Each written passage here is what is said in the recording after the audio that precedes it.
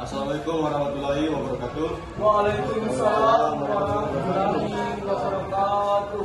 Dan selamat pagi. Pagi. Kami dari kelompok 3 akan mempresentasikan hasil diskusi kami mengenai teks cerita sejarah yang berjudul Haji Kartini dari Tanah Luhur, Haji Siti Sejarah Pak Kajeng. Adapun pemateri yang terdiri dari Asmirandy Ahmad, Felix Bonaventura Tijia, dan Sita Manjari Dewi S. Mendagi, dan Wadi Sobri Asudi. Berikut ada Tiofana Faisal Lambi.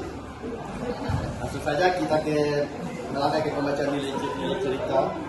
Untuk ringkasan cerita dapat teman-teman lihat di file yang telah dibagikan. Untuk pembacaan nilai-nilai akan dibacakan oleh Saudari Asmiranda dan Saudara Felix. Saya atas nama Asmiranda akan membacakan nilai-nilai dalam cerita, yaitu poin pertama dan kedua. Poin pertama, nilai budaya.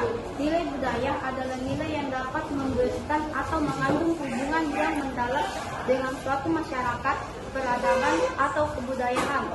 Kutipan dalam teks cerita. Dalam hal belajar, tiada dapat dibandingkan dengan cara belajar orang Jawa. Semangatnya, kesekunannya, daerahnya, keilmuannya, serta wawasannya berbeda banyak dengan mahasiswa dari daerah.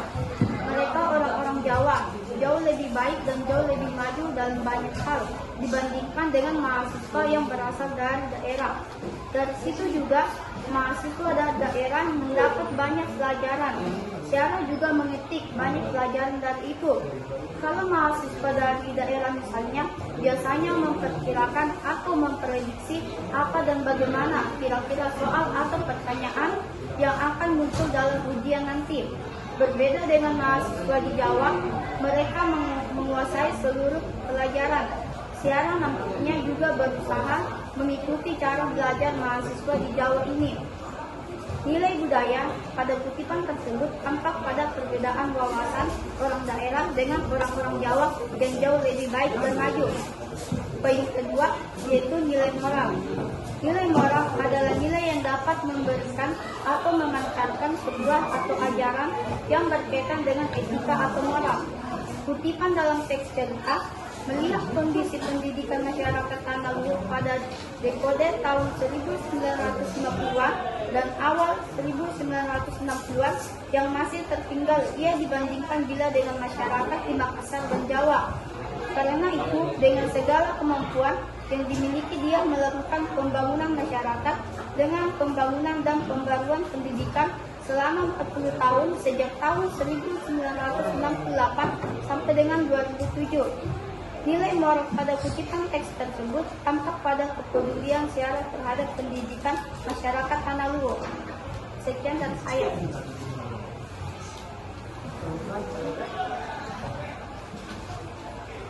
Saya Felix Bonaventura akan melanjutkan poin-poin dari nilai-nilai cerita. Yang ketiga yaitu nilai agama, yaitu nilai-nilai dalam cerita yang berkaitan atau bersumber pada nilai-nilai agama. Ketiga kutipan dalam teks adalah selanjutnya Syara menjelaskan bahwa manusia berkualitas menurut GBHN adalah manusia yang beriman dan bertakwa kepada Tuhan Yang Maha Esa, berbudi seperti luhur, berkepribadian, berdisiplin, bekerja keras, tangguh, tanggung jawab, mantri, cerdas, dan terampil, serta sehat jasmani dan rohani. Menurut Syara inilah yang menjadi tugas bersama bagaimana upaya dilakukan untuk mendapatkan predikat manusia yang berkualitas sehingga dapat membina manusia yang berkualitas pula. Nilai agama pada kutipan tersebut adalah bertakwa terhadap Tuhan Yang Maha Esa. Dan poin keempat yaitu nilai sosial, yaitu nilai yang berkaitan dengan tata pergaulan antara individu dalam masyarakat.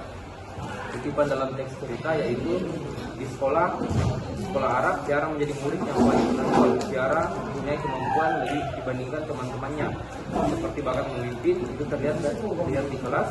Jadi percaya menjadi ketua kelas, seringkali mengganti guru, mengajar teman-temannya. Nilai sosial pada kutipan tersebut tampak pada ketika Syara selama bersekolah di sekolah Arab seperti mengajar teman-temannya. Baik, itulah nilai-nilai dari teks cerita sejarah kami. Untuk kemasan cerita akan dibacakan oleh Saudari Sita Manjari SDW Mandigi dan Saudara Wadi Sobri serta Saudari Tiofana Faisal Lambi. Baik, saya Sita Manjari dari SMBG akan memaparkan kaidah kebahasaan dalam teks cerita tersebut. Poin yang pertama adalah banyak menggunakan kalimat bermakna lampau, di mana kalimat lampau merupakan kalimat yang menunjukkan atau menyatakan suatu peristiwa yang terjadi di masa lalu. Kalimat bermakna lampau selalu ditandai dengan adanya nominal waktu lampau. Contohnya sebagai kemarin, tadi, sejak, dari, dan sebagainya. Ketika dalam teks cerita